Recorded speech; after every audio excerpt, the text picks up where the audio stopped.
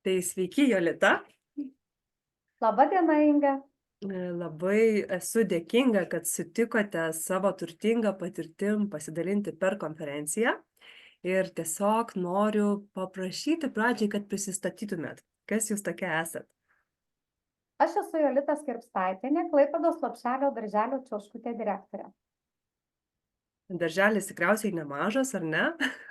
Taip, darželėje veikia 17 grupių, iš jų turime 6 grupės rusakalbės, tai turime lietuvakalbių 11 grupių ir taip pat turime ir didelį būrį vaikų, jų ugdosi mūsų įstaigoje 274 ir iš jų turintys individualių poreikių ugdosi 58 vaikai.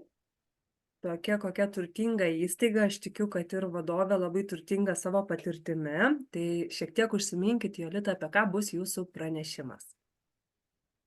Pranešime norėsiu pasidalinti bendra žinia apie įtraukųjį ugdymą, kokių turime mes gražių ir sėkmės istorijų, kaip multisensorinė aplinka tam tikra sukurta gali padėti vaikui labiau sukoncentruoti dėmesį ir ugdytis lengviau. Taigi siekiamybė pasidalinti, kaip randame būdą prieiti prie kiekvieno vaiko individualiai. Tikrai bus įdomu išgirsti asmeninę būtent patirtį, kurios iš tikrųjų jokiose knygose, straipsniuose nerasi.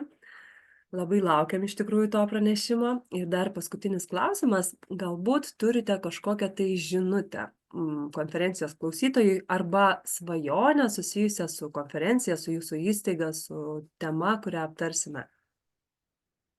Svajonė tai yra ta, kad tikimės įgyti socialinio pedagogo etatą, kur žmogus galėtų visą širdimi atliepti mūsų individualius poreikius turinčius vaikus, jų poreikį, šeimos poreikį ir mūsų įstaigos poreikį, kad galėtumėme bendradarbiaudami maksimaliai padėti vaikams pasiruošti mokyklai.